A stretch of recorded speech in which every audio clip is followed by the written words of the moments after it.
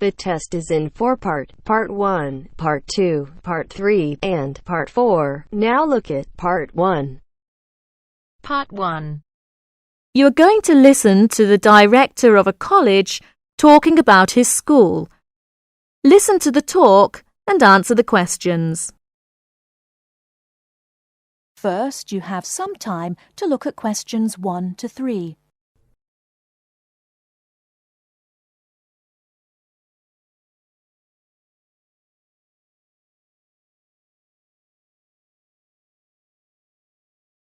Now we shall begin.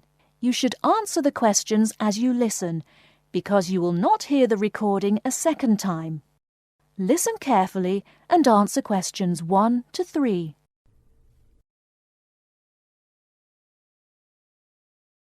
Many of you already have a reasonably firm idea of the general subject area you wish to study.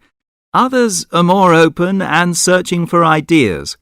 Whatever your situation, I hope you find that we have a course that meets your needs. Our firm aim is to be a student-centred institution with a special emphasis on flexibility. This begins with our attitude to access. We judge people on their motivation and commitment to study as much as, if not more than, formal qualifications. This is reflected in the vitality and diversity of our student population. Some of our students come direct from sixth form or college. Before you hear the rest of the conversation, you have some time to look at questions 4 to 10.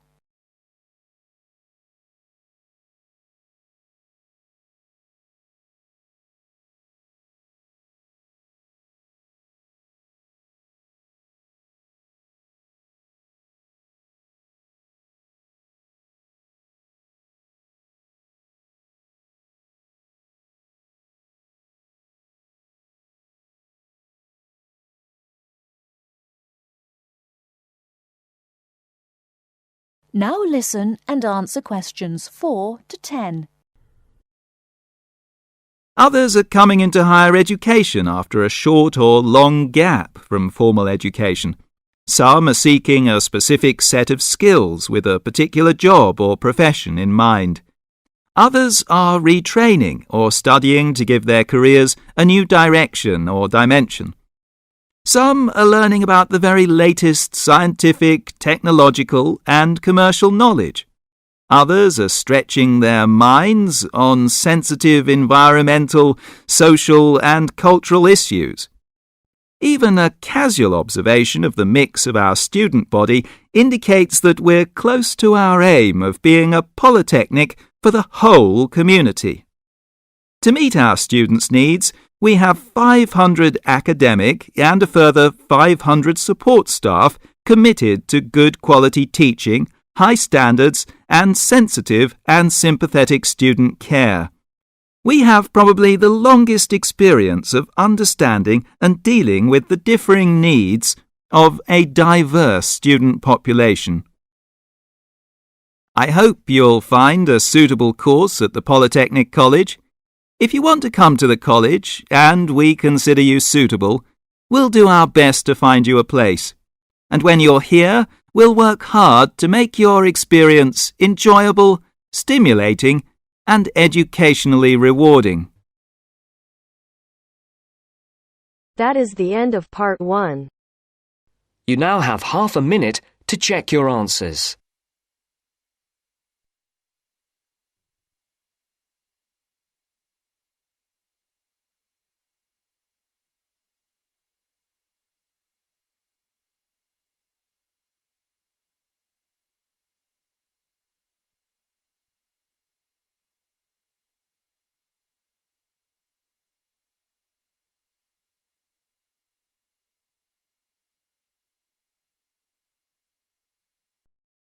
Now turns to Part 2.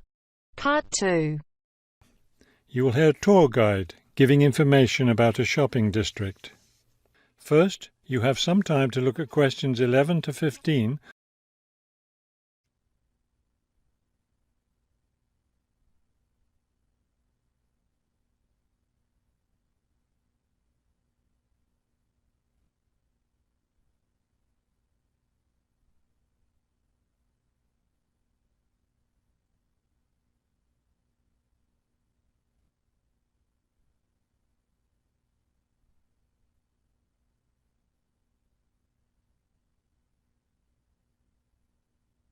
As you listen to the first part of the talk, answer questions 11 to 15.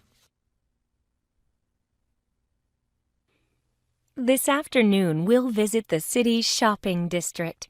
Several blocks in the area are closed to car traffic, and I know you'll enjoy walking around there. I'd like to give you an overview of the district now, since you'll be on your own once we get there. You'll see on this map here that the shopping district consists of two streets, Pear Street, which runs north and south, and Cherry Street, which crosses Pear Street right here. Let's start our tour here on Pear Street, where the star is. This star marks the Harbour View bookstore. It's very popular among locals as well as tourists. You can buy a range of books of local interest, as well as a variety of magazines and newspapers. It's directly across the street from the city library, which is also worth a visit. It's in one of the oldest buildings in the city and contains, among other things, an interesting collection of rare books. Now, moving up Pear from the bookstore toward Cherry, the next building on the left is the Pear Cafe. You'll notice it's right on the corner of Pear and Cherry Streets. It's a great place to relax while enjoying a delicious cup of coffee or tea. You can talk with friends or read quietly. They have a variety of books and magazines available. From the windows of the cafe, you can look right across Cherry Street for a lovely view of city gardens. It's a rather small garden, but it contains a variety of exotic plants and flowers. Let's leave the cafe and cross Pear Street. On the opposite corner, we're at Caldwell's clothing store, which you might also want to visit. They sell both men's and women's fashions from countries around the world. Continuing down Cherry Street, the next building on the right after Caldwell's is the souvenir shop. Stop in here to get maps and books about the local area, as well as T-shirts and postcards with pictures of the city. Now, we cross Cherry Street and we're at the Art Gallery, one building down from the corner. Here you can see, and of course purchase, many fine paintings and sculptures by local artists. Let's keep going down Cherry Street toward the harbor. On the left, right after the gallery, is Harbor Park. It's a lovely place, and it's certainly worth spending some time there. Before you hear the rest of the talk, you have some time to look at questions 16 to 20.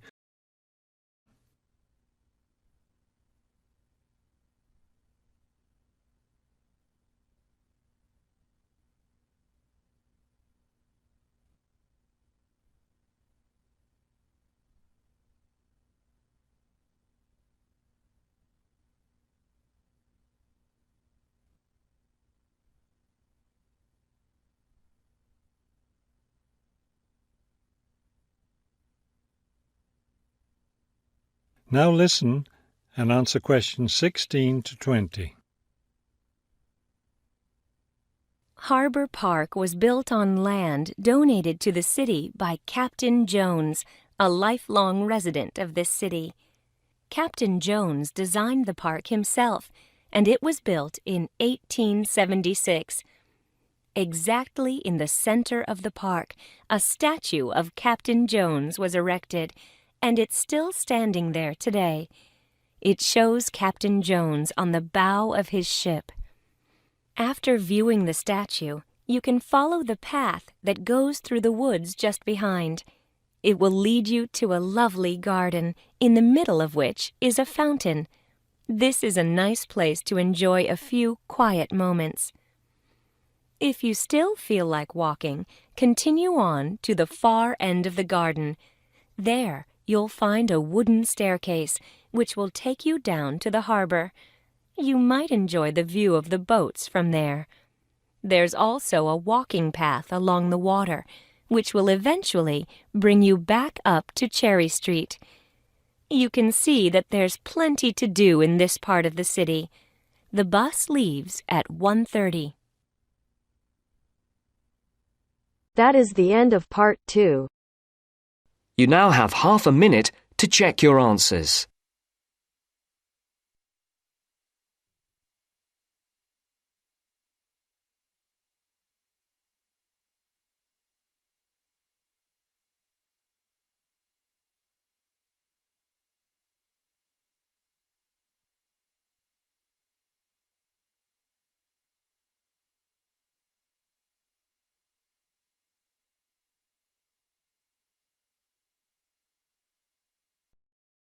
Now turns to part 3. Part 3. You'll hear a lecturer talking to students about sport in Ireland. First, look at questions 21 to 23.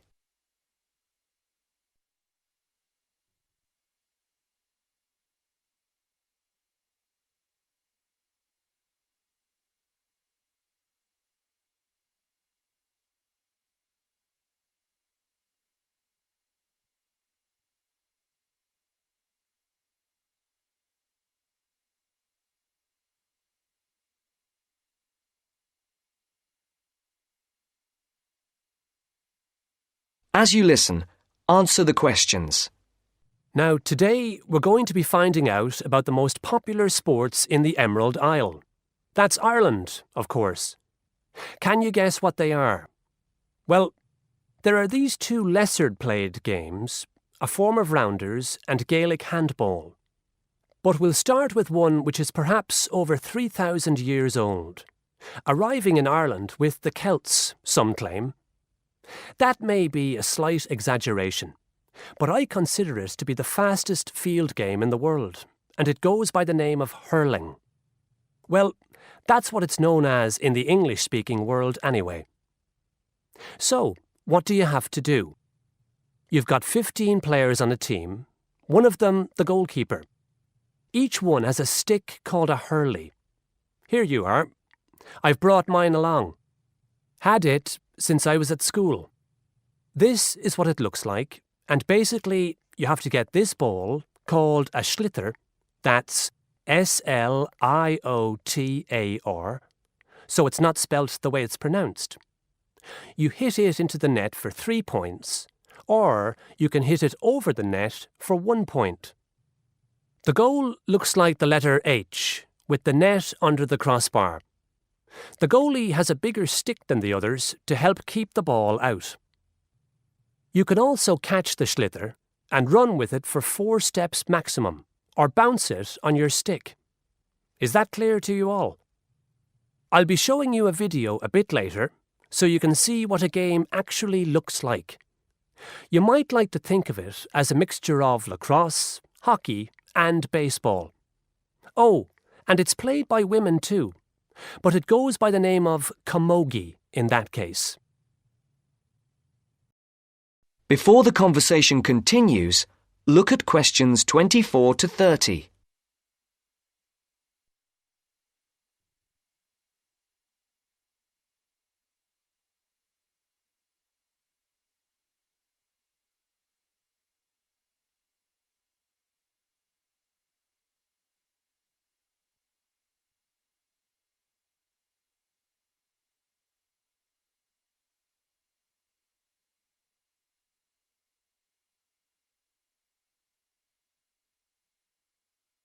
Now listen to the second part of the discussion. I'll give you a bit of the history, shall I now? Generally, the golden age of the game is considered to be the 18th century. But systematic rules were first agreed and drawn up at that great shrine of learning, Trinity College Dublin, in 1879, founding the Irish Hurling Union.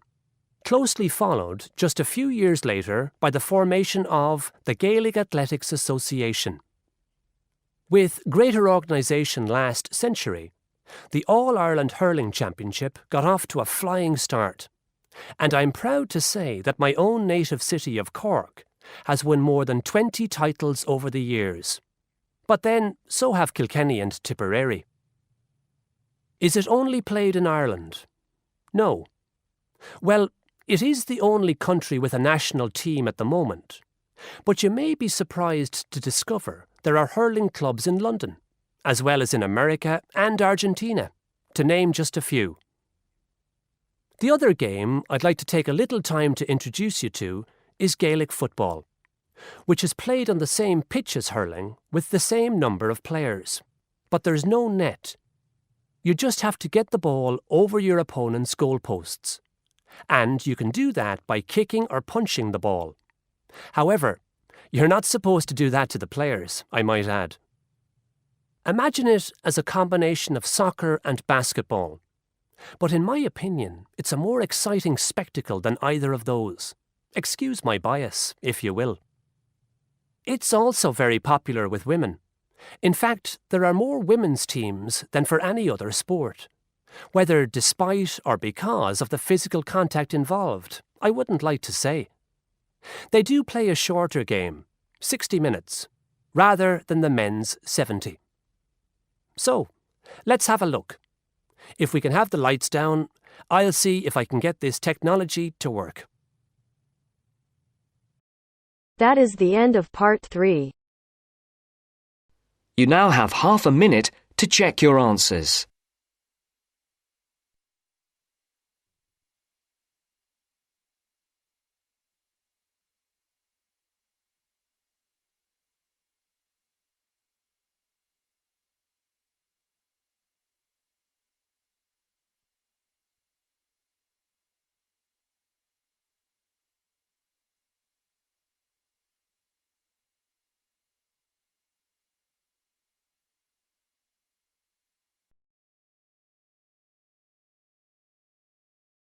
Now turns to part 4. Part 4. You are going to hear a talk about universities and colleges in Britain. As you listen to the talk, complete the notes below. First, you have some time to look at questions 31 to 40.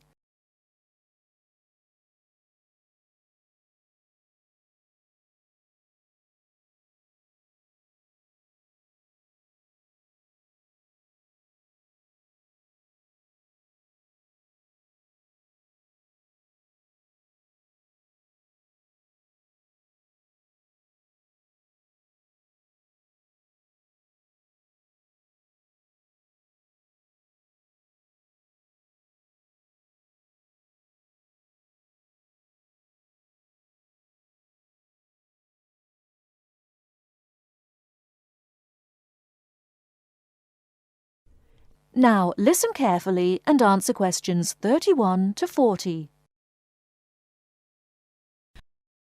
Every year, thousands of young people want to study in Great Britain.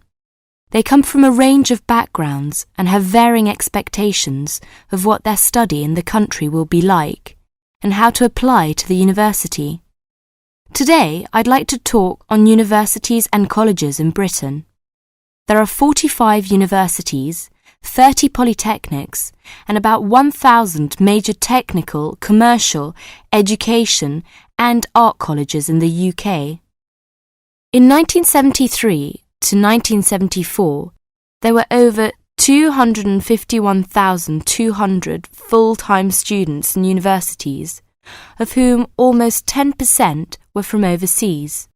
A total of nearly 276,350 students attending full-time courses in establishments of further education, and about 130,270 in colleges of education. University first degree courses in arts and sciences are normally of 3 or 4 years duration, and, with very few exceptions, students are not admitted for any shorter period of study. The academic year normally extends from October to June and is divided into 3 terms. Information about courses and entrance requirements should be obtained by writing direct to the university at least 12 months before the proposed date of admission. All applications for admission are dealt with by the university's Central Council on Admissions, the UCA, to which all candidates seeking admission to a full-time internal first degree course or a first diploma course of more than 1 year's duration must apply. Full details of the admission procedure are to be found in the UCA Handbook, How to Apply for Admission to a University. A copy of this handbook and the standard application form should be obtained from the UCA at P.O. Box 28, Cheltenham and Gloucestershire, GL 501HY. The application form must be returned to the UCA by a stated closing date, usually in December, October for Oxford and Cambridge. The UCA will continue to send application forms to universities for consideration at their discretion for a limited period after the 15th of December. But candidates are strongly advised to ensure that their application forms reach the UCA by the stated closing date to help their chances of selection. Candidates who fail to obtain a place in the initial selection period are automatically put into the clearinghouse scheme in June-July, when these candidates' application forms are again sent to those universities which still have vacancies. Students from the following countries should send their application forms to the UCA via the Overseas Student Office of their own country in London: Bahamas, Brunei, Cyprus, Ghana, Guyana, India, Luxembourg, Singapore, Tanzania, Thailand and Uganda. Graduates of a university in Britain or overseas who wish to take another first degree course should approach the university concerned to inquire whether it wishes them to apply direct or through the central UCA scheme. Now, let's turn to transfer. It is very rare for a student who has begun a first degree course at one university in Britain to transfer to another British university with a view to completing it there. And there is no provision for the automatic granting of credit for university studies already undertaken. Students who have already completed some university-level study should make inquiries directly with the individual university. To be considered for admission, a candidate must show that his earlier education has qualified him to enter the course and that he speaks, writes and understands English sufficiently well. The usual minimum qualifications for entry to a first degree course in a university are good passes in the General Certificate of Education, the British School Leaving Examination, either 3 passes at ordinary level and 2 advanced level, or 1 at ordinary level and 3 at advanced level. A certificate which gives admission to a university in the candidate's own country will be taken into consideration for admission to a British university, but a university may still require passes in some subjects of the GCE, or an equivalent examination. It should be noted that possession of the minimum entrance requirements does not guarantee admission. Selection is competitive, and each application is judged on its merits. The British Council offices overseas and the Schools Council, 160 Great Portland Street, London W1N 6LL, are prepared to offer advice on the acceptability of specific overseas qualifications in place of the British General Certificate of Education. A copy of the original certificate and, where appropriate, an approved translation should accompany all inquiries. That is the end of Part 4. You now have half a minute to check your answers.